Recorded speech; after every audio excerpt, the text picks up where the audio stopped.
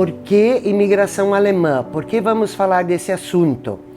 Porque o nosso município foi criado, foi iniciado, foi fundado por imigrantes alemães que saíram da Alemanha e aqui residiram e construíram a sua casa, a sua história. Nós, analisando a história mundial, devemos fazer algumas colocações para compreender o porquê da vinda dos europeus para cá. E aí temos que pôr uma coisa muito clara: a imigração se diz alemã, mas na verdade estava incorporado o grande Império Romano Germânico.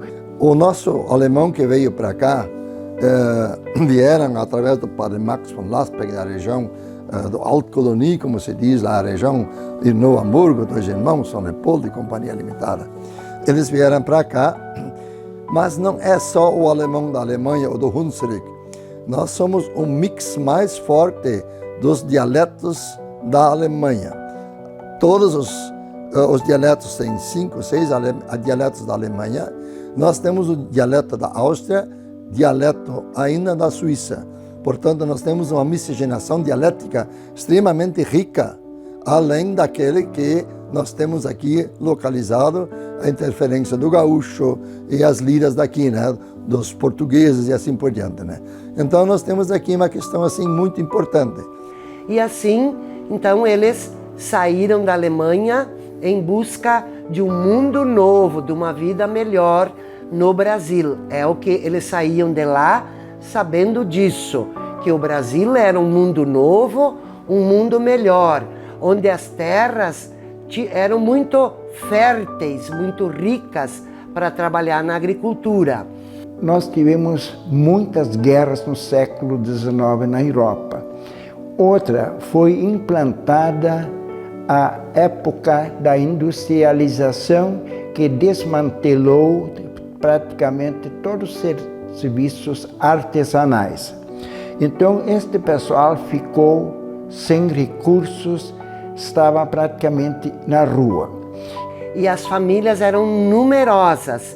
Então, cada pai e mãe tinha muitos filhos e, assim, eles se preocupavam em dar uma vida melhor, um futuro, uma residência, uma casa, um lugar para trabalhar para os filhos, e na Alemanha já não dava mais. Eles precisavam de mais terras e se ampliou a busca de terras para a nossa região aqui, que eram terras que originariamente eram do Império. O Império usou essas terras para pagar conta com uma companhia de construção de rodovia e ferrovia no Brasil. Mas como o Império entrou em decadência financeira, ele não tinha mais dinheiro para pagar essa empresa que ia fazer essas estradas. Parte tinha sido feito, sim, grande parte, mas aí ele pagou em terras, pegando a região de Panambi, Ijuí, Augusto Pestana e adjacências, e mais aqui a área pegando Tremonha até Dona Autília, no Entre Rios, e também Santo Cristo, que na época era chamado Boa Vista. Então, logo veio o interesse dos governos que estavam colonizando o Brasil, os governos, também o interesse da igreja em trazer imigrantes para também fixar residência, para habitar esse espaço que era o Rio Grande do Sul. Salvador começou lá, a primeira coisa que o pessoal pensava em escola. Primeira parte, escola. Aquele que sabia ler melhor era consignado professor. Daí, igrejinha, escola, igreja primeiro. Depois veio o cemitério, logo localizado, do lado, né? E mais adiante, quando houve a fundação das sociedades, daí a sociedade era cedida no mesmo lugar. Escola, igreja, cemitério e grupo social. Quem eles trouxeram para fazer a medição das terras? Carlos Kuhlmann, que era engenheiro de Berlim, luterano, Mas uma coisa importante na linha ecumênica, o padre Max se preocupou em integrar ecumenicamente os colonizadores daqui. Colocou para presidente um católico, Jorge Franz, e vice-presidente Helmut Schmidt, que era luterano. E o padre Amstadt, que era alemão, que fundou o cooperativismo no Rio Grande do Sul, na região de Nova Petrópolis. E em 1902 veio a segunda, vamos dizer, a primeira cooperativa interiorizada para Cerro Largo. Aí começou a cooperar, o Sicredi, Sparkasse e assim por diante, que estava vinculado ao sistema Raiffeisen. E até a Sicredi tinha sempre ainda GR, Grupo Raiffeisen, na parte da porta principal, na moldura de ferro. Ela deve estar guardada no museu.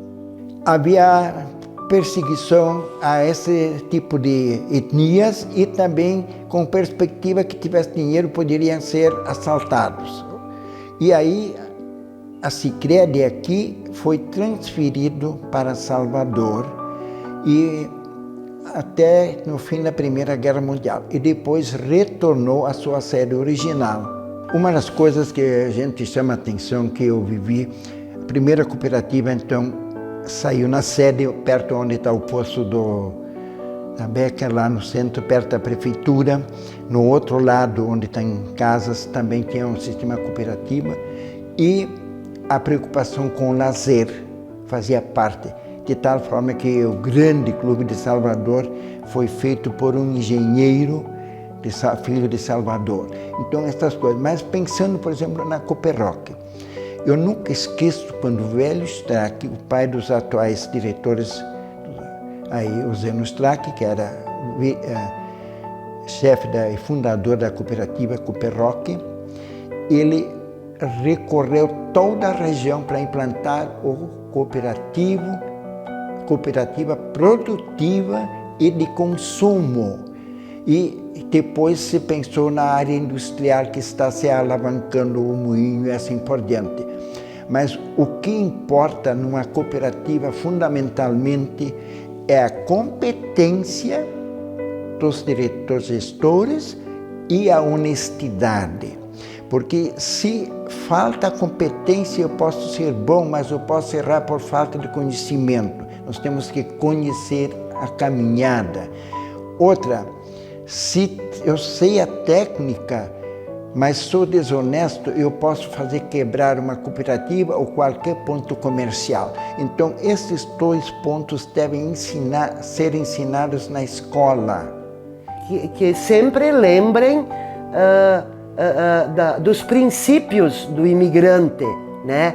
Que é o foco, o trabalho, a honestidade, né? Então, eu penso que se todos pensam nisso, trabalham com esse foco, tudo vai dar certo, e parabéns para Salvador das Missões.